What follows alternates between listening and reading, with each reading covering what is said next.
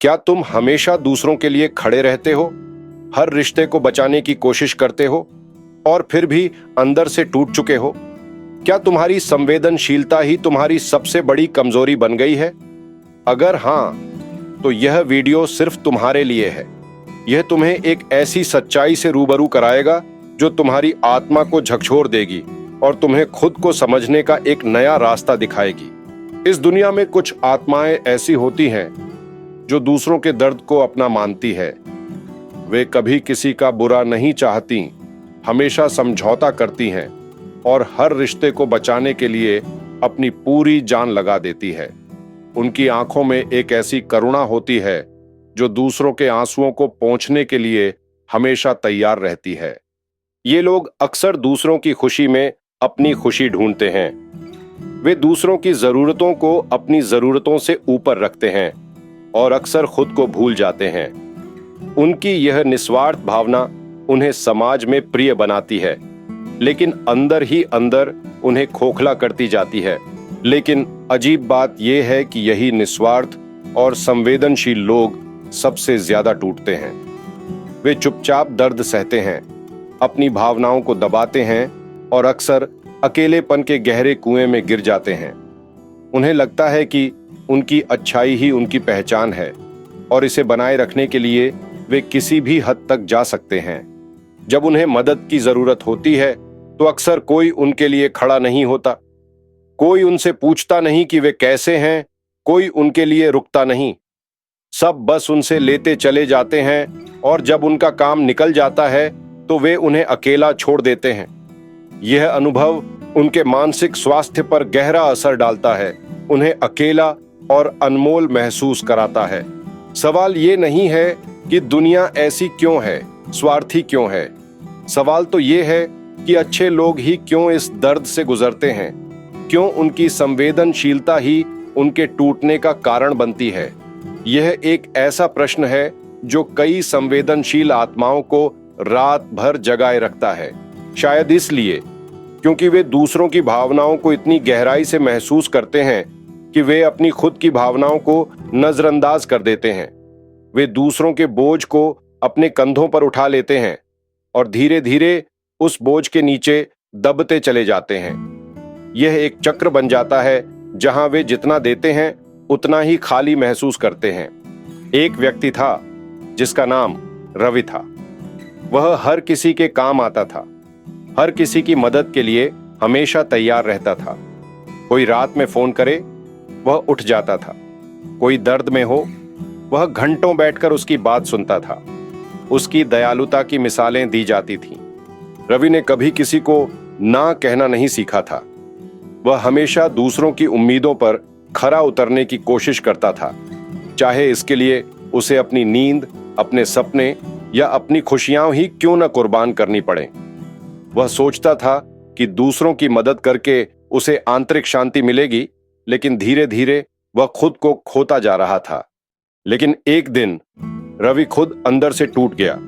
वह भावनात्मक रूप से इतना थक चुका था कि उसे लगा कि अब वह और नहीं सह सकता। उसने भी किसी को कॉल किया, 1, 2, 3, लेकिन कोई नहीं उठा। उसके अपने दोस्त, रिश्तेदार, वे सब जिनके लिए उसने इतना कुछ किया था, उस समय उसके साथ नहीं थे। उस दिन उसे समझ आया कि अच्छे लोग सबके लिए होते हैं, लेकिन अक्सर कोई उनके लिए नहीं होता।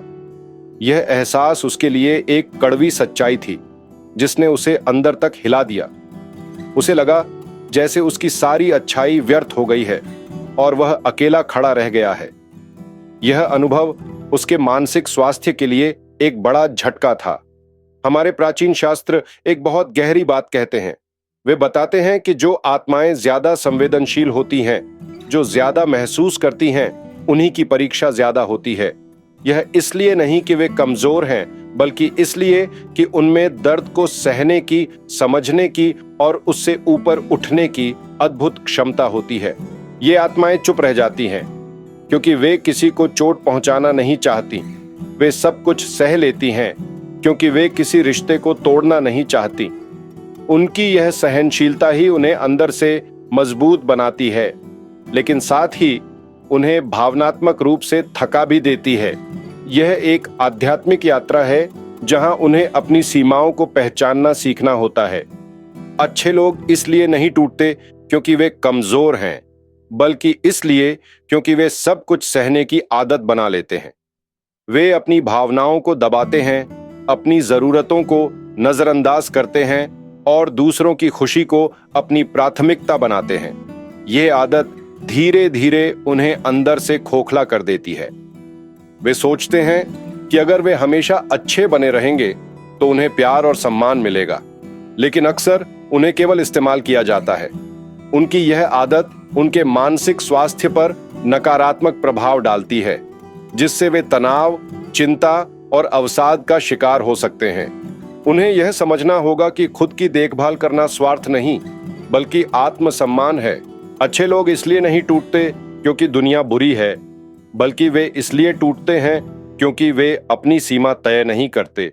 वे हर बार हाँ कह देते हैं जब उन्हें ना कहना चाहिए। वे दूसरों की उम्मीदों के बोझ तले दब जाते हैं और अपनी खुद की आवाज को अनसुना कर देते हैं। यह आत्मविनाशकारी व्यवहार है। अपनी सीमाओं को पहचानना और उन्हें स्थापित करना मानसिक स्वास्थ्य के लिए अत्यंत महत्वपूर्ण है। जब हम अपनी सीमाओं का सम्मान नहीं करते तो हम दूसरों को भी उनका उल्लंघन करने की अनुमति देते हैं। यह हमें भावनात्मक रूप से थका देता है और हमें अपनी पहचान खोने पर मजबूर कर देता है। भगवद गीता में भगवान कृष्ण अर्जुन से कहते हैं, कर्तव्य निभाओ लेकिन आसक्ति मत पालो। इसका अर्थ है कि हमें अपने कर्म करने चाहिए, लेकिन उनके परिणामों से अत्यधिक लगाव नहीं रखना चाहिए। इसी तरह हमें प्रेम करना चाहिए, दूसरों की मदद करनी चाहिए, लेकिन खुद को खोना नहीं चाहिए। प्रेम करो लेकिन खुद को खो मत दो।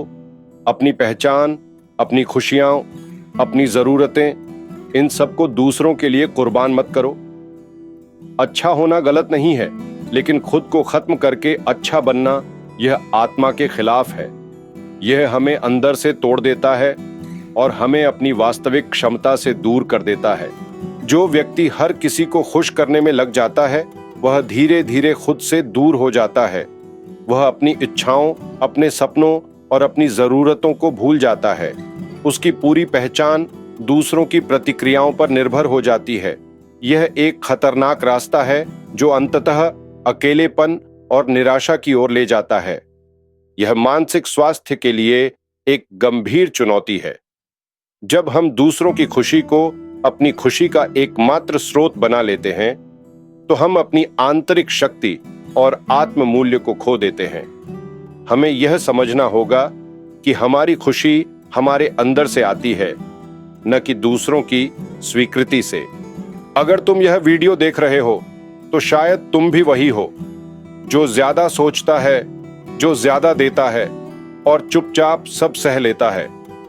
तुम्हारी संवेदनशीलता तुम्हारी सबसे बड़ी शक्ति है, लेकिन अगर इसे सही ढंग से प्रबंधित न किया जाए तो यह तुम्हारी सबसे बड़ी कमजोरी भी बन सकती है।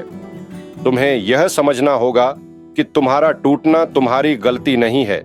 यह तुम्हारी संवेदनशीलता और दूसरों के प्रति तुम्हारी गहरी करुणा का परिणाम है। लेकिन अब समय आ गया है कि तुम अपनी इस शक्ति को पहचानो और उसे अपने पक्ष में इस्तेमाल करो। अब समय है खुद के लिए खड़े होने का, अपनी आवाज उठाने का। अब समय है अपनी सीमाओं को तय करने का। अब समय है ना कहने का जब तुम्हारा दिल ना कहे। अब समय है अपनी जरूरतों को प्राथमिकता देने का। यह स्वार्थ नहीं, बल्कि आत्मसम्मान है। यह तुम्हारे मानसिक स्वास्थ्य और तुम्हारी आत्मा के लिए अत्यंत आवश्यक है। याद रखो, तुम अनमोल हो।